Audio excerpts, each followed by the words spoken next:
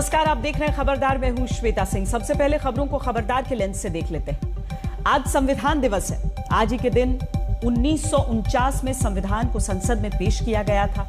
वर्ष 2015 में मोदी सरकार ने 26 नवंबर को संविधान दिवस मनाने की शुरुआत की थी, लेकिन आज संविधान दिवस को विपक्षी दलों ने सियासत दिवस बना दिया। संसद भवन के सेंट्रल हॉल में आयोजित संविधान दिवस कार्यक्रम का कांग्रेस समेत 13 विपक्षी दलों ने बॉयकॉट कर दिया। इसके बाद पीएम ने पूरे विपक्ष की जमकर क्लास लगाई।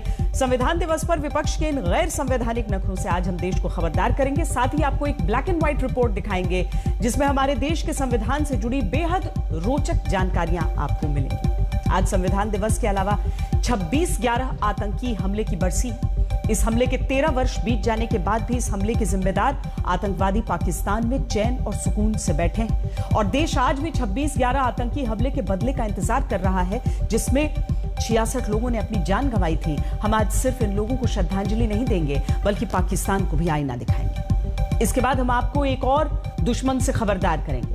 ये दुश्मन है कोरोना वायरस, जो रूप बदल बदल कर लौट रहा है। दक्षिण अफ्रीका में कोरोना वायरस का एक नया वेरिएंट पूरी दुनिया के लिए चिंता का सबब बन गया है। यह म्यूटेंट अभी भारत नहीं पहुंचा है, लेकिन इससे खबरदार रहने की जरूरत है। शुरुआत संविधान दिवस से। देश का संविधान है तो पूरे देश को संविधान दिवस आज मना रहा है। इसमें कोई दो राय नहीं कि लोग संविधान दिवस का जश्न मनाना चाहेंगे, लेकिन आज देश के 13 विपक्षी दलों ने संविधान दिवस का बहिष्कार किया। आज संविधान दिवस के मौके पर संसद के सेंट्रल हॉल में संविधान दिवस कार्यक्रम समारोह मनाया गया, जिसमें देश के प्रधानमंत्री से लेकर राष्ट्रपति रामनाथ कोविंद तक उपस्थित रहे। लेकिन कार्यक्रम में न्योता होने के बावजूद 13 विपक्षी दल एब्सेंट रहे। इनमें कांग्रेस, समाजवादी पार्टी, टीएमसी जैसे बड़े दल शामिल हैं और इस तरह से विपक्षी दलों ने संविधान दिवस को सियासत दिवस बनाने में कोई कोर कसर नहीं छोड़ी। हालांकि विपक्ष की इस संविधान विरोधी सोच पर आज पीएम मोदी ने चोट की, लेकिन उसकी बात हम बाद में करेंगे। पहले आपको संविधान दिवस के बारे में सामान्य ज्ञान की कुछ बातें बताते हैं, ताकि आप इस कंफ्यूजन में न रहें कि देश में संविधान तो 26 जनवरी 1950 को लागू हुआ था, तो आज यानी 26 नवंबर को संविधान दिवस क्यों मनाया जाता है। दरअसल 26 नवंबर ही वो तारीख है जब 1949 में भारत की संविधान सभा ने अपने संविधान को अपनाया था। हालांकि ये लागू 26 जनवरी 1950 को हुआ, लेकिन इस तारीख को बाद में भुला दिया गया।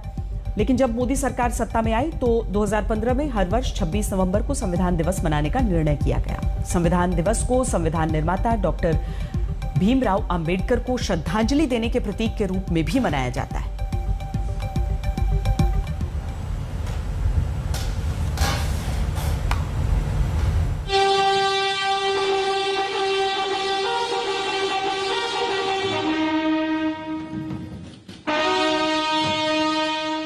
मौका था 71वें संविधान दिवस का।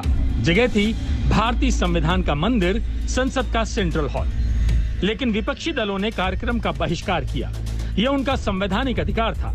हालांकि प्रधानमंत्री नरेंद्र मोदी ने विपक्ष को संवैधानिक दायित्व याद दिला दिया। यह उनका संवैधानिक अधिकार था। हमारे लिए बहुत आवश्यक है कि हम कर्तव्य के माध्यम से अधिकारों की रक्षा करने के रास्ते पर चल पड़े। कर्तव्य का वो पथ है जिसमें अधिकार की गारंटी है।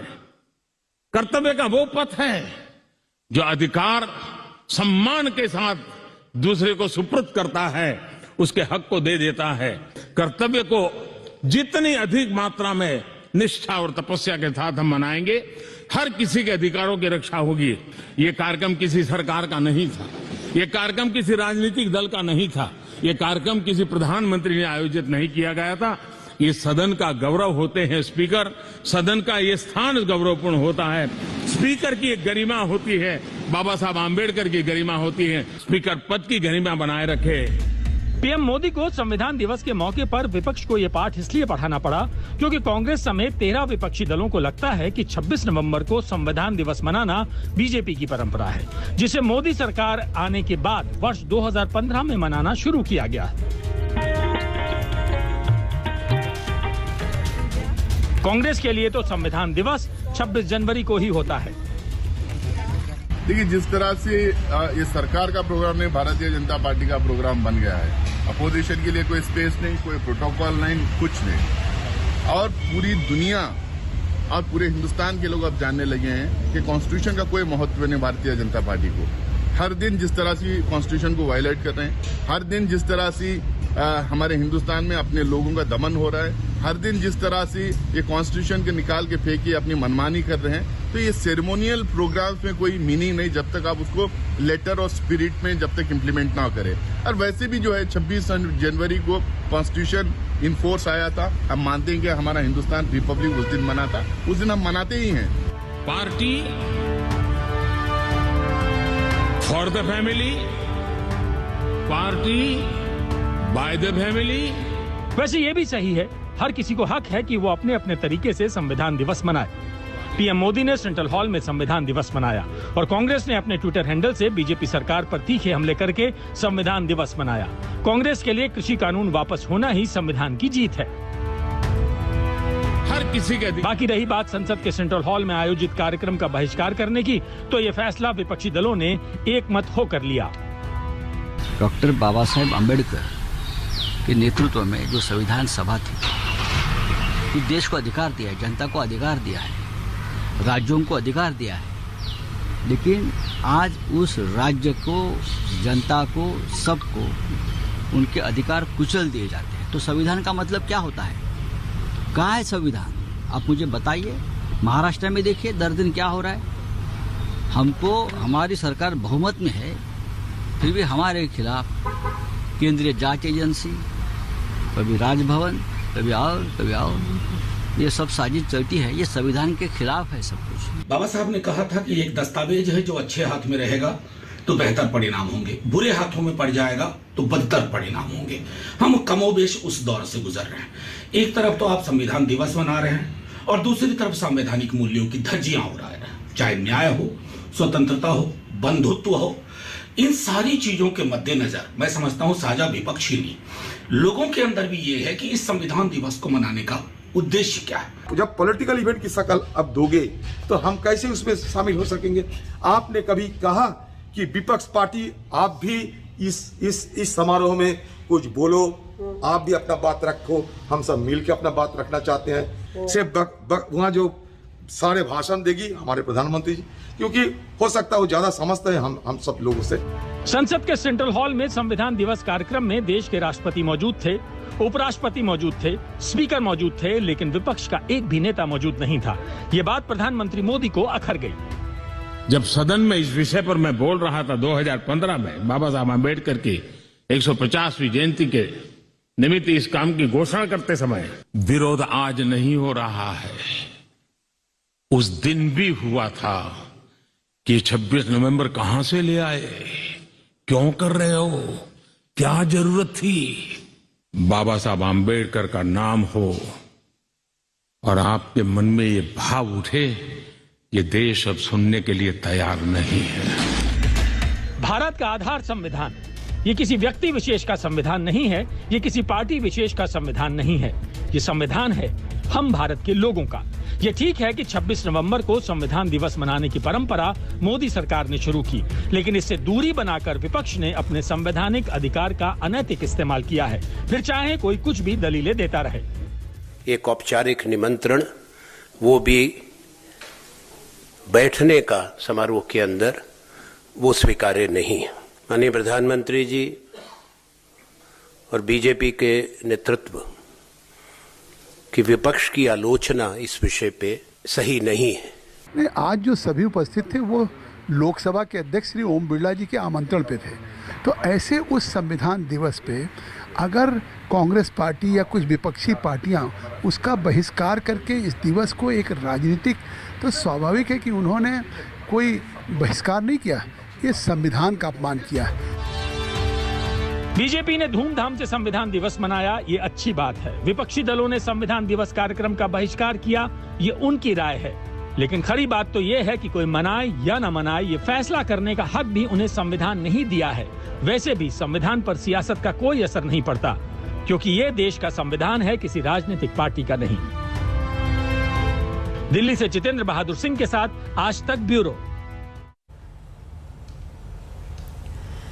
तारीखों का महत्व उनके बहिष्कार या फिर किसी समारोह से नहीं हो सकता। जो तारीख इतिहास में दर्ज है वो उसी हिसाब से दर्ज रहेगी। बहरहाल जो विपक्षी पार्टियां हैं उन्होंने सियासत की इसके बहिष्कार को करके और जब प्रधानमंत्री इस समारोह को संबोधित कर रहे थे तो उन्होंने भी कुछ सियासी टिप्पणियां की। आज देश में कश्मीर से कन्याकुमारी, हिंदुस्तान के हर कोने में जाइए, भारत एक ऐसे संकट की तरफ बढ़ रहा है जो संविधान को समर्पित लोगों के लिए चिंता का विषय है, लोकतंत्र के प्रति आस्था रखने वालों के लिए चिंता का विषय है, और वो है पारिवारिक पार्टियां। Party for the family, party by the family. अब आगे कहने की जरूरत मुझे नहीं लगती है।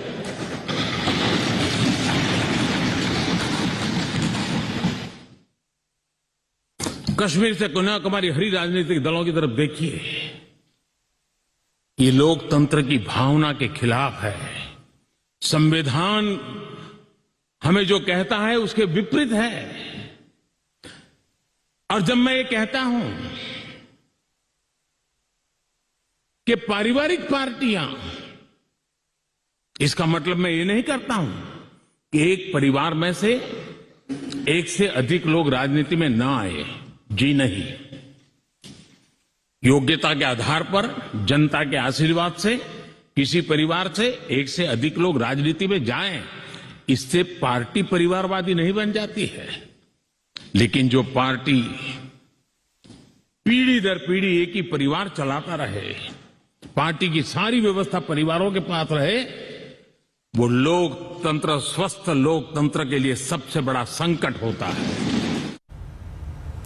2015 में मोदी सरकार ने संविधान दिवस की शुरुआत इसीलिए की थी ताकि भारत के नागरिकों में संविधान के प्रति जागरूकता आए।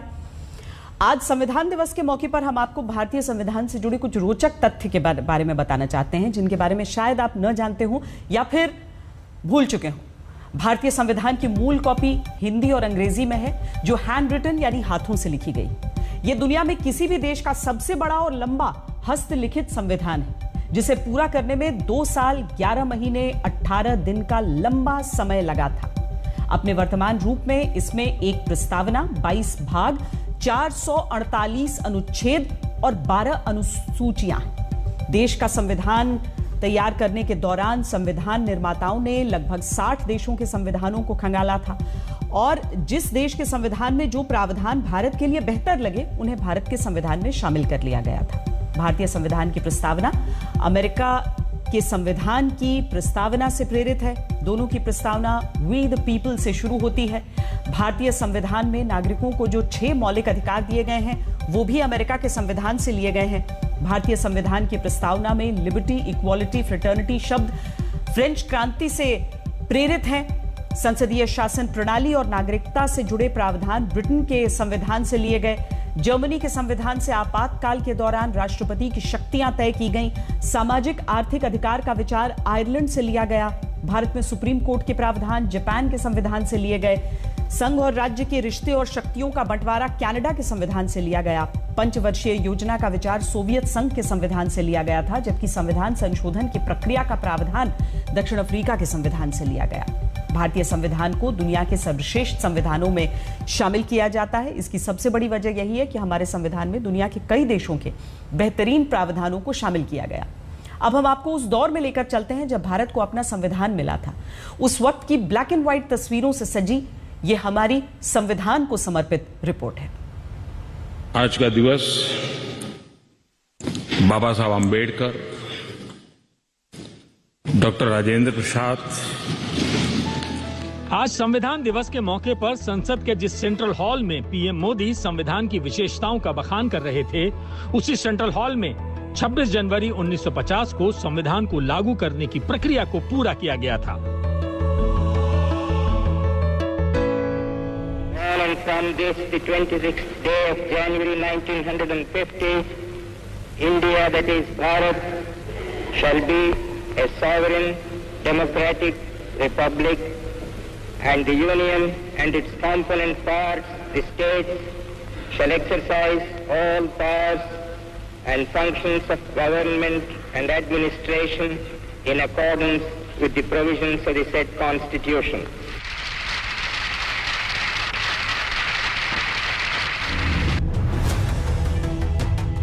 देश के संविधान को बनाने की तैयारियां देश के आजाद होने से पहले ही शुरू हो गई थीं।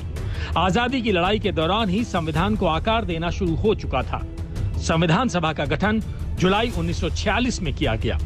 संविधान सभा में कुल 389 सदस्य थे, जिसमें महिला सदस्यों की संख्या 12 थी। 11 दिसंबर 1946 को डॉक्टर राजेंद्र प्रसाद को संविधान सभा का स्थायी अध्यक्ष बनाया गया, जिसके बाद संविधान को तैयार करने की शुरुआत हुई। 17 दिसंबर 1946 को संविधान निर्माता डॉक्टर भीमराव अंबेडकर ने संविधान सभा को संबोधित करते हुए संविधान बनाने की चुनौतियों के बारे में भाषण दिया था। So far as the ultimate goal is concerned, I think none of us need have any apprehensions. None of us need have any doubt. But my fear, which I must express clearly, is this. Our difficulty, as I said, is not about the ultimate future. Our difficulty is how to make the heterogeneous mess that we have today take a decision in common and march in a cooperative way on that road which is bound to lead us to unity. Our difficulty is not with regard to the ultimate. Our difficulty is with regard to the beginning. अगले करीब 3 साल तक कड़ी मशक्कत और दुनिया के 60 देशों के संविधानों का अध्ययन करने के बाद संविधान का ड्राफ्ट तैयार किया गया था और बहस और चर्चा के लिए रखा गया था। तब अंतिम रूप देने से पहले इसमें 2000 से ज्यादा संशोधन किए गए थे। फाइनल ड्राफ्ट तैयार करने के लिए संविधान सभा कुल 11 बार बैठी थी। संविधान सभा का 11वां सत्र 14 से 26 नवंबर 1949 के बीच आयोजित किया गया था। 26 नवंबर 1949 को संविधान का अंतिम ड्राफ्ट तैयार हुआ था और 24 जनवरी 1950 को संविधान सभा के सदस्यों के दस्तखत के बाद संविधान अस्तित्व में आया, जिसे 26 जनवरी 1950 को लागू किया गया। आजादी के आंदोलन की छाया, देशभक्ति का ज्वाला, भारत विभाजन की विभीषिका, इन सब के बावजूद भी देश हित सुप्रीम हरेक के हृदय में यही एक मंत्र था। विविधताओं से भरा हुआ देश, अनेक भाषाएं, अनेक बोलियां, अनेक पंथ, अनेक राजे रजवाड़े, इन सब के बावजूद भी संविधान के माध्यम से पूरे देश को एक बंधन में बांध करके आगे बढ़ाने की योजना बनाना, आज के संदर्भ में देखें तो पता नहीं संविधान का एक पेज भी हम पूरा कर पाते। भारत के संविधान की खूबसूरती इसमें दर्ज प्रावधानों से ही नहीं है, बल्कि इसकी मूल कॉपियों की साज सज्जा भी इसे दर्शनीय बनाती है। हिंदी और अंग्रेजी में लिखी गई भारतीय संविधान की मूल प्रतियों को भारत की संसद की लाइब्रेरी में विशेष हीलियम से भरे केस में रखा गया है ताकि लंबे समय तक सुरक्षित रहें। भारत के मूल संविधान को प्रेम बिहारी नारायण रायजादा ने अपनी सुंदर हैंडराइटिंग के साथ इटालियन शैली में लिखा था और संविधान की मूल प्रति के हर पन्ने को शांति निकेतन के कलाकारों ने अनोखे ढंग से सजाया है। उन पर कलाकृतियां उकेरी थी। हमारा संविधान ही हमारी पहचान है, हमारा संविधान ही हमारी जीवन शैली है और हमारा संविधान ही भारत का गौरव है, आन बान शान है। संविधान है तो हम भारत के लोग हैं। हमारा संविधान ये सिर्फ अनेक धाराओं का संग्रह नहीं है। हमारा संविधान सहस्त्रों वर्ष की भारत की महान परंपरा, अखंड धारा, उस धारा की आधुनिक अभिव्यक्ति है।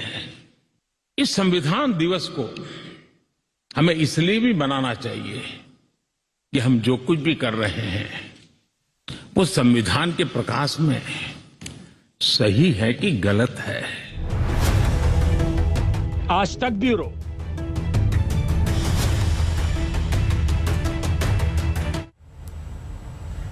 ये साल स्वर्णिम विजय वर्ष का भी साल है और हम 1971 युद्ध की उन लड़ाइयों की कहानियां आपको सुनाते हैं वंदे मातरम के जरिए, जो 1971 के युद्ध में लड़ी गई थी।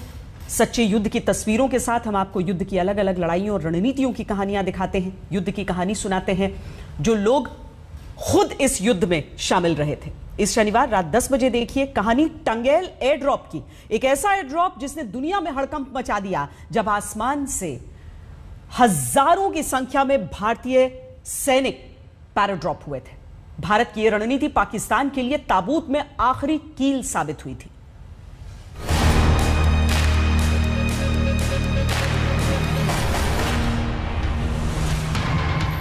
जब दुश्मन ने मौत को आसमान में साक्षात मंडराते देखा था,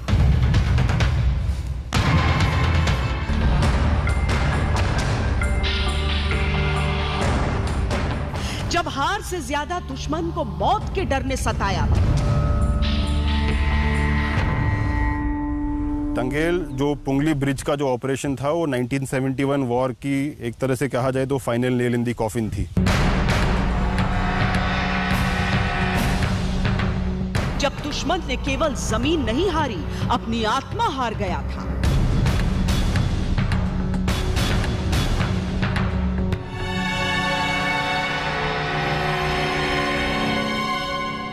बहुत बड़ा ऑपरेशन था। ये पहली बार हिंदुस्तान में ऑपरेशन हुआ इतने बड़े लेवल पे। एक्चुअली उनको तो पता भी नहीं लगा था, वो दे वर टेकन बाय सरप्राइज, उनको पता नहीं लगा कि कैसे हम आके बैठ गए।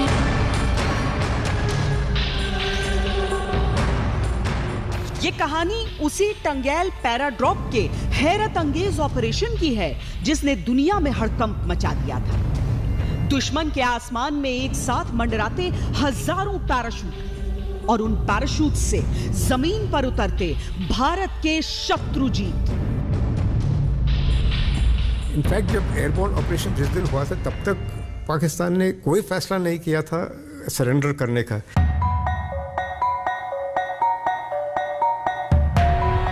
यूं तो पैरा रेजिमेंट गोपनीय ऑपरेशंस करने के लिए जानी जाती है, खामोशी से वार करने के लिए प्रसिद्ध है, लेकिन ये एक ऐसा ऑपरेशन था जो दुश्मन का मनोबल तोड़ने के लिए किया गया था।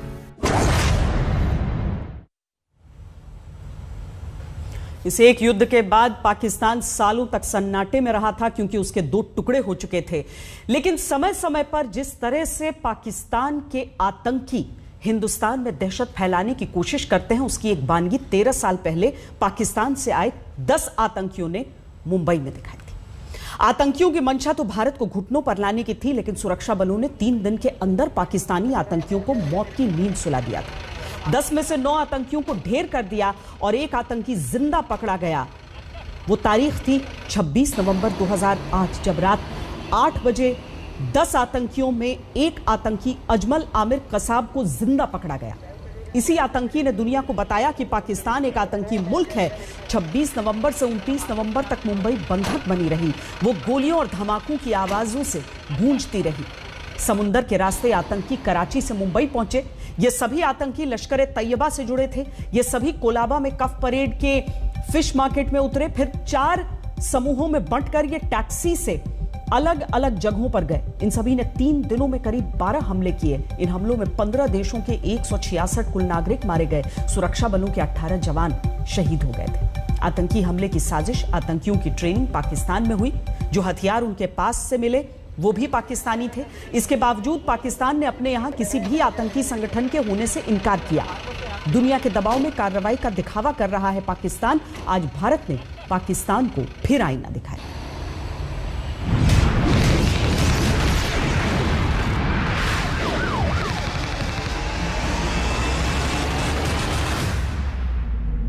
ये गोलियों की आवाज, ये धमाके, ये शोर शराबा, ये खौफ, इतिहास के पन्नों में दर्ज हो गई हैं ये दर्दनाक तस्वीरें। 26 नवंबर की खौफनाक रात की कहानी हमेशा याद रखी जाएगी। 26/11 मुंबई हमले के वो 3 दिन कोई नहीं भूल सकता। वो आतंकी हमला और उसको दिया गया मुंहतोड़ जवाब, आतंकियों की गोली से हुई मौतें और देश के जवानों की शहादत हिंदुस्तान कभी नहीं भूलेगा।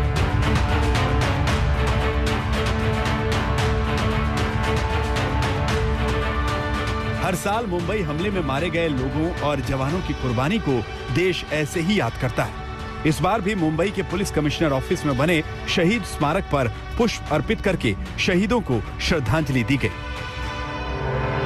देश के राष्ट्रपति, प्रधानमंत्री और गृह मंत्री ने मुंबई हमले में शहीद हुए जवानों को याद करते हुए उन्हें श्रद्धांजलि दी। पीएम नरेंद्र मोदी ने मुंबई हमले को लेकर 2 ट्वीट किए, जिसमें एक में उन्होंने शहादत को नमन किया तो दूसरे में आतंकियों की हिमाकत पर सवाल उठाए। ये मुंबई हमले की 13वीं बरसी है और पीड़ित जानते हैं कि हर साल श्रद्धांजलि से काम नहीं चलाया जा सकता। मुंबई हमले पर देश ने पाकिस्तान को याद दिलाया कि उसकी जमीन से आतंक फैलने का जो खेल चल रहा है उस पर उसे लगाम लगाना ही होगा। भारतीय विदेश मंत्रालय ने मुंबई अटैक की बरसी पर पाकिस्तानी राजनयिक को समन दिया। भारत ने इस मुद्दे पर दोषियों को जल्द सजा देने की मांग की। 13 साल हो गए लेकिन अभी भी इसके पीड़ित इंसाफ की मांग कर रहे हैं। लश्कर के इस हमले में भारत समेत 15 देशों के 166 नागरिक मारे गए थे। हर देश आज इस आतंकी हमले पर भारत के साथ खड़ा है। फ्रांस के राजदूत इमैनुअल लिनन ने मुंबई अटैक में मारे गए लोगों को श्रद्धांजलि दी और उन्होंने ये प्रण दोहराया कि फ्रांस और भारत आतंक के खिलाफ एक साथ हैं। पाकिस्तान भले ही कहे कि मुंबई हमले के आरोपियों के खिलाफ वो अपने यहाँ न्यायिक कार्रवाई कर रहा है, लेकिन सच्चाई ये है कि यह सिर्फ दिखावा है। आज भी पाकिस्तान की नीयत में किसी प्रकार का कोई बदलाव नहीं आया। उसकी हर समय कोशिश है कि हिंदुस्तान को ज्यादा से ज्यादा जान का और माल का नुकसान पहुंचाया जाए आतंकवाद के माध्यम से। अभी भी आए दिन वो घुसपैठ करने की कोशिश करता है, आए दिन ड्रग्स भेजता है, आए दिन फेक करेंसी भेजता है, ड्रोन्स के माध्यम से अनेकों प्रकार के तरह हिंदुस्तान को बर्बाद करने की, हिंदुस्तान की इकोनॉमी को डिस्ट्रॉय करने की कोशिश कर रहा है। दरअसल इस हमले के बाद भारत ने लश्कर-ए-तैयबा और जमात-उद-दावा के चीफ हाफिज सईद की गिरफ्तारी की मांग की थी। भारत के दबाव में पाकिस्तान में मामला दर्ज हुआ था, लेकिन 13 साल बाद भी उसमें कोई प्रगति नहीं हुई। भारत ने इस संबंध में पाकिस्तान को कई डोजियर भेजे। पाकिस्तान में 7 लोगों को अभियुक्त बनाया गया। किसी भी मुख्य अभियुक्त पर मुकदमा नहीं चला। मुंबई हमले के बाद दुनिया के दबाव में पाकिस्तान की कोर्ट में कार्रवाई और सुनवाई शुरू हुई। इस मामले में रावलपिंडी के अदियाला जेल कोर्ट में केस चला, लेकिन ये कार्रवाई नाम मात्र की थी। पाकिस्तान कार्रवाई न करने को लेकर बहाने बनाता रहा। जैसे पाकिस्तान का बहाना था कि भारत ने कोई ठोस सबूत नहीं दिए। यही नहीं, भारत ने जो डोजियर दिए वो पाकिस्तानी अदालत में सबूत के तौर पर मान्य नहीं है। पाकिस्तान ने कहा था कि भारत ने 24 गवाहों को पाकिस्तान नहीं भेजा, जबकि वो खुद जानता था कि भारत के गवाहों को वहां खतरा है। इसी के बहाने पाकिस्तान सुनवाई लटकाता रहा। मार्च 2012 और अक्टूबर 2013 को पाकिस्तानी प्रतिनिधि मंडल ने सबूतों के लिए भारत का दौरा भी किया, लेकिन कार्रवाई तब भी नहीं हुई। पाकिस्तान ने इस पर बहाना बनाया कि पक्के सबूत नहीं दिए। पाकिस्तान ने दिखावटी केस दर्ज किया, लेकिन मुंबई अटैक के हमलावरों के खिलाफ कार्रवाई कुछ नहीं हुई। ऐसे माहौल में जब हाफिज सईद को पाकिस्तान स्टेट गेस्ट मानता है, ऐसे लोगों को मुशर्रफ ने हीरो कहा है, तो पाकिस्तान कभी भी किसी भी हालत में इनके बरखिलाफ कार्रवाई नहीं करेगा। पाकिस्तान आतंक का सौदागर है। फाइनेंशियल एक्शन टास्क फोर्स ने एक्सपोज किया है मनी लॉन्ड्रिंग, टेरर फंडिंग के लिए। उसके बावजूद भी पाकिस्तान मानने को तैयार नहीं है। पाकिस्तान ने कार्रवाई इसलिए भी नहीं की क्योंकि भारत उस पर सख्त दबाव नहीं बना पाया। उस दौर में यूपीए सरकार ने पाकिस्तान पर सख्ती नहीं दिखाई। इस बड़े हमले के बाद भी भारत ने सैन्य ताकत का इस्तेमाल नहीं किया। सरकार को तभी के तभी जवाब देना चाहिए था। हमारे देश में ऐसा होता है कि नेता ज्यादातर टाइम पास करते हैं झगड़ा करने में, यहाँ टाइम वेस्ट ज्यादा किया जाता है। ये नहीं सोचते कि हम पाकिस्तान को मुंह तोड़ तभी के तभी जवाब देना चाहिए। आज पाकिस्तान को कितने सारे सबूत दे चुके हैं, पर पाकिस्तान बोलता है कि नहीं, हमारे यहाँ से आतंकवाद आया ही नहीं था। तो ये गलत है ना। हमारे सरकार को आपस में बैठ के यहाँ टाइम पास नहीं करना चाहिए। ये लोगों को तभी के तभी ही जवाब। ये गुस्सा उस देविका का है जिसकी निडर गवाही ने अजमल आमिर कसाब को फांसी के फंदे तक पहुंचाया था। सीएसटी पर जब कसाब लोगों पर गोलियां चला रहा था तब इन्हें भी गोली लगी और इसके बाद कसाब की पहचान इन्होंने की थी। इनका गुस्सा जायज है क्योंकि मुंबई हमले के दौरान केंद्र की यूपीए सरकार किस कदर नाकाम रही थी, इसका खुलासा कांग्रेस नेता मनीष तिवारी ने अपनी किताब 10 फ्लैश पॉइंट्स 20 इयर्स में किया है।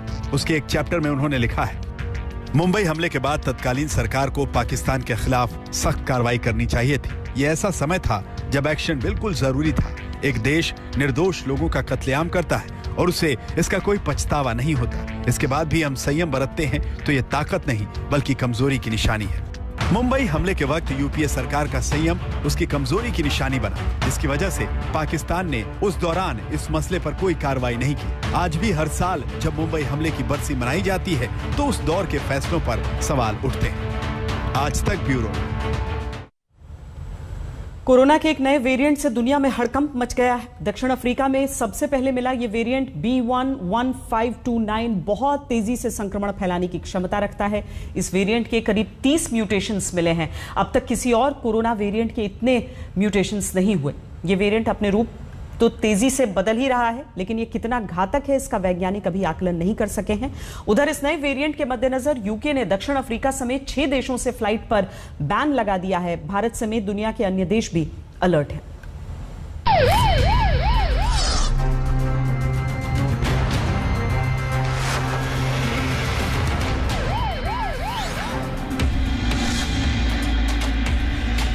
बहुरूपीय कोरोना से फिर जरा बच के, क्योंकि हिंदुस्तान से दूर ही सही लेकिन कोरोना ने अपना ऐसा चोला बदला है जिससे दुनिया के माथे पर बल पड़ गया है।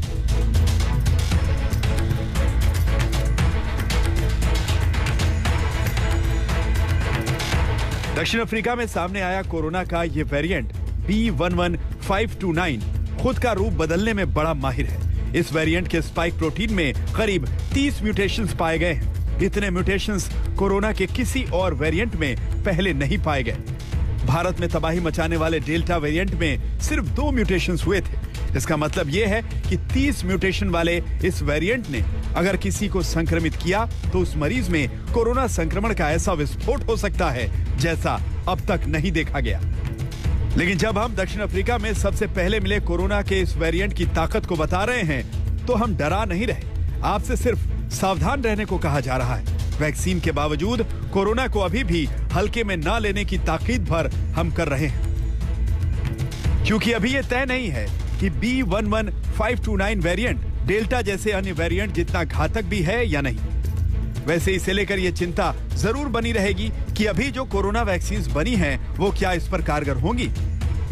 As the virus mutates, there is an apprehension that it may escape our immune response. So as we are seeing, a lot of people are now getting vaccinated. A lot of people already have antibodies or immunity as we assume. But the concern comes that when there is a mutation, so we are not sure whether that immunity will be able to help us against this particular variant. Corona के इस नए variant को expert अभी समझने की कोशिश कर रहे हैं। WHO ने इस वेरिएंट की गंभीरता को समझने के लिए विशेष बैठक बुलाई है, लेकिन दक्षिण अफ्रीका की सरकार ने यह मान लिया है कि उसके सबसे ज्यादा आबादी वाले प्रांत गाउटेंग में कोरोना के मामलों में उछाल के पीछे यही नया वेरिएंट है। It's now a mutation, a variant of serious concern, which is now driving this spike in numbers. दक्षिण अफ्रीका में पाए गए नए कोरोना वेरिएंट से सबसे पहले दक्षिण अफ्रीका के अलावा बोत्सवाना और हांगकांग के व्यक्तियों में संक्रमण की पुष्टि हुई। हांगकांग में जिस पहले मामले में नए वेरिएंट का संक्रमण हुआ उसका दक्षिण अफ्रीका में यात्रा का रिकॉर्ड मिला है। अब नए वेरिएंट के मामले में बेल्जियम और इजराइल भी सामने आ गए हैं। इस नए वेरिएंट का पता चलने के बाद यूरोप सबसे ज्यादा चिंतित है, क्योंकि वहां हाल के दिनों में कोरोना के केस बढ़े हैं। नए वेरिएंट के मद्देनजर यूके ने दक्षिण अफ्रीका, नामीबिया, बोत्सवाना, लेसोथो, एस्वाटिनी और जिम्बाब्वे को रेड लिस्ट में डाल दिया है और इन 6 देशों से उड़ानों पर प्रतिबंध लगा दिया है। What we will be doing is from midday tomorrow, we will be suspending all flights from 6 southern African countries, and we were adding those countries to the travel red list. यूरोपीय यूनियन के देश भी दक्षिण अफ्रीकी क्षेत्र के देशों से यात्रा करने पर पाबंदियां लगा सकते हैं। कोरोना के इस नए वेरिएंट से भारत भी अलर्ट है। जिन देशों से आ रहे यात्रियों पर खास सतर्कता बरतने के निर्देश दिए गए हैं, उनमें दक्षिण अफ्रीका, बोत्सवाना और जिम्बाब्वे शामिल हैं। आज तक ब्यूरो। खबरदार में आज के लिए इतना ही। देश और दुनिया की बाकी खबरों के लिए आप देखते रहिए आज तक।